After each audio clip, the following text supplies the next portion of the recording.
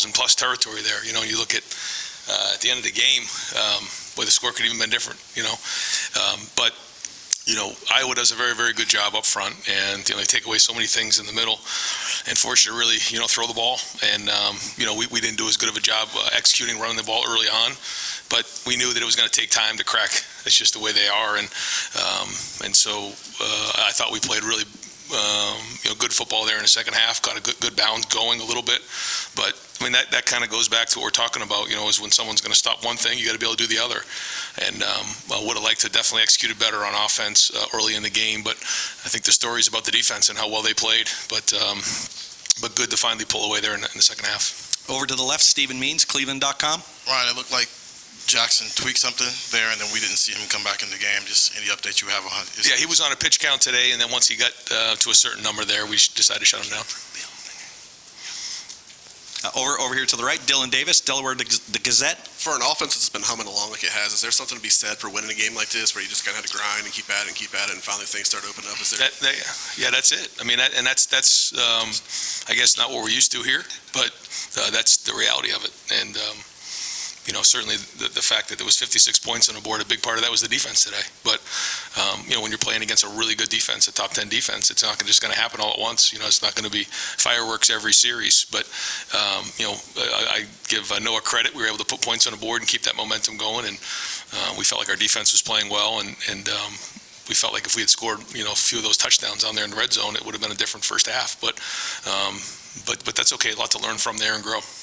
Over to the left, Dan Hope, 11 Warriors. Yeah, Ryan, it seemed like Zach Harrison came out with a lot of energy today. Is that something you noticed too, and just what do you make of the way that he played today? Yeah, I think he was one of a few guys who played with that type of energy. I thought Zach's playing some of his best football right now, and our defensive line, they're playing with an edge. I think you can feel it out there. You can see how fast they're playing. But Zach has really come along. He's practiced really well. I thought his leadership's been good, and I think you guys would agree he's probably playing his best football right now.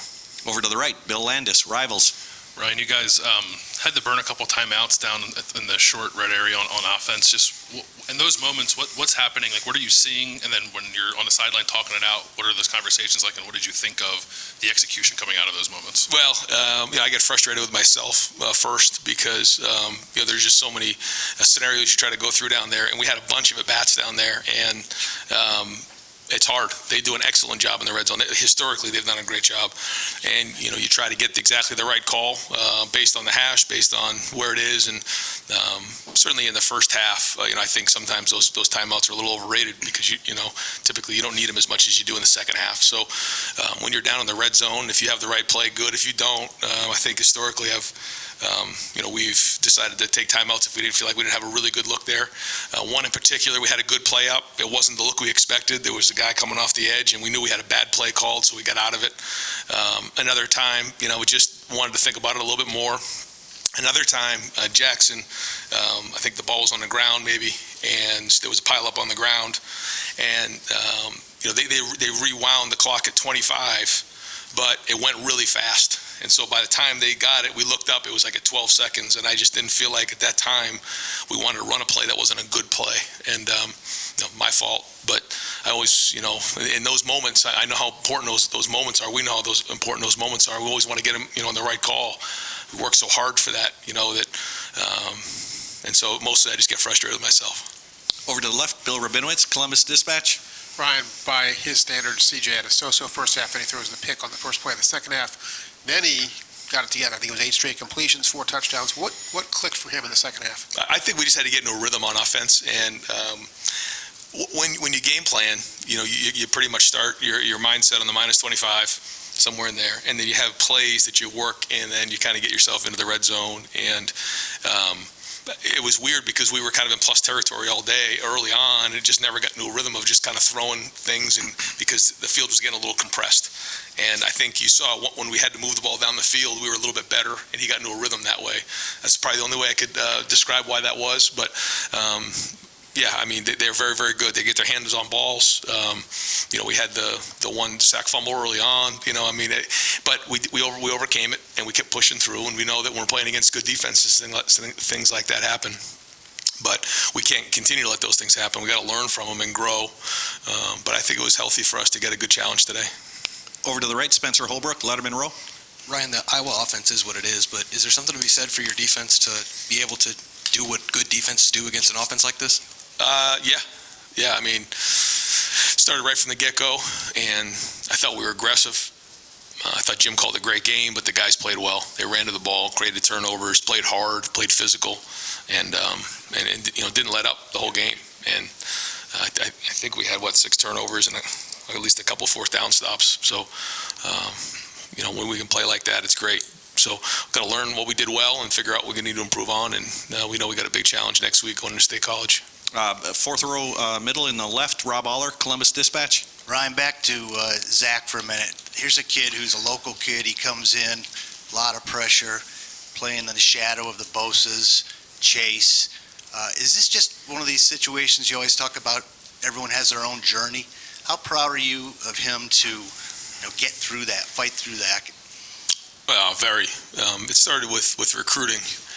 Zach was one of the first recruits, for me and Larry. We went into the home, and I'll tell a quick funny story about that. Wasn't sure how it was going to go in recruiting. I just been named the head coach, and Larry and I went into the home, and Tracy and the family were there, and went through the home visit, and I gave him a Buckeye at the end, and I said, "This is a Buckeye. I want you to have this." And he says, looks at me, he says, "Buckeyes are poisonous, coach." I said, I walked out, I said, "Larry, we ain't getting Zach." And about a week later, Larry comes in. I remember where I was because it was very important for us because Zach was highly recruited. He was a local kid, Olentangy Orange, obviously with tremendous talent and a great culture fit for us. And Larry walks in. He says, "Zach's going to be a Buckeye." He got him on the phone, and he committed, and that was a big deal for us. And he came in highly recruited, but when you look at Zach, he's got long levers. He's really tall, and he's had to grow into the position and grow into his body, and that doesn't just happen. It takes time. And I know everybody wants him to come in and be an All-American as a freshman, but everybody, like you said, has their own journey, and he's been on that journey, and I think he's made a lot of sacrifices. He's worked through some tough times, and you're seeing the best version of him right now. We're going to go just a few more because we got players starting to come up over here to the right. Justin Holbrook, WCMH. What did you see from Jordan Hancock his first game back, especially with Cam Brown out today? Yeah, I saw a good week of practice, and then made a few plays, and he does a really good job of playing the ball, and excited to get that game under his belt so that we can build on that moving forward. Over to the left, Cameron Teague Robinson, The Athletic. Ryan, you mentioned calling some timeouts in the red zone. I mean, you guys have been really in the red zone all year. When you look at this game, do you look at it as like, hey, we still scored even though we kicked those field goals, or do you look at it like we need to turn those field goals into touchdowns even though we're scoring? Touchdowns.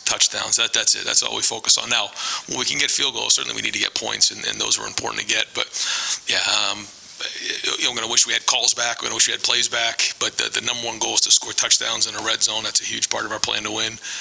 We've been good in that in the past. Not as good today. Over to the right, Clay Hall, WSYX. Multiple choice. Tommy Eichenberg, he's been a great tackler today. He's a pass catcher.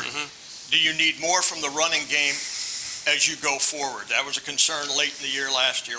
How about the run game? Yeah. Oh, yeah. We'll have to look and see what we did well, but what we need to improve on, and where we need to, tighten up, and kind of evaluate it from there. Certainly the numbers don't look great, but there were some good things, and I think there was a sack, right? So, I mean, that may have affected that, on the fumble. So, again, we'll look at it, assess it, and figure out where it's at. But, we want to be balanced. But are you not concerned because of so much talent in the receiving? I don't know if concern is the right thing, but, we're going to have to go back and figure out how we run the ball better. That's for sure. And figure out how we're going to do that. But that's every week. We're going to figure out how to throw the ball better. Let's figure out how to, score points in the red zone better. That's every week. But to say I'm concerned, I wouldn't say that. But we're going to need better play moving forward. Over to the left, last one on the left, Pat Murphy, 24/7 Sports. Ryan, you touched on some of the turnovers. Early in the year, you guys weren't getting those. You've now gotten them pretty consecutively. And then obviously the big breakout today. How important is to have that start rolling as you get into this late stretch of the season here? Yeah, it's very important. And like you said, the challenges are going to get bigger and bigger. And so, we need... we need balance across the board. We need complementary football. We need special teams. We need everything. We needed all of the above. But again, this is a very good team coming in here. They played a team up north really well. It was 20-7 in the fourth quarter.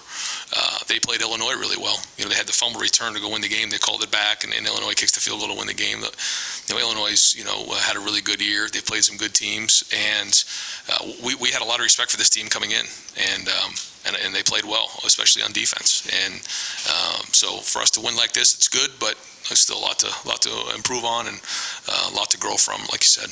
Last two for Coach. We're going to go Nathan Baird, Cleveland.com, and then Tim May, Letterman Row on 3. I just want to clarify, Jackson came out of the game, it seemed like he was really stretching that leg out. He was talking to medical personnel.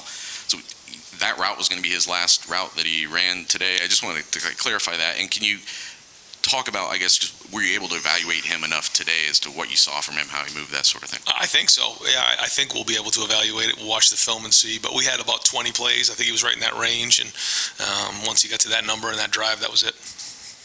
Right. What is it like to have an offense at your disposal that you're trying to crack that safe first half?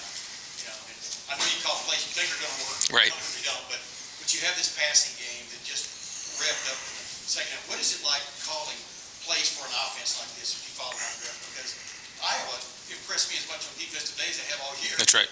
Y'all scored 54. Go ahead. Well, Tommy scored one of those, so we'll give Tommy credit for that one.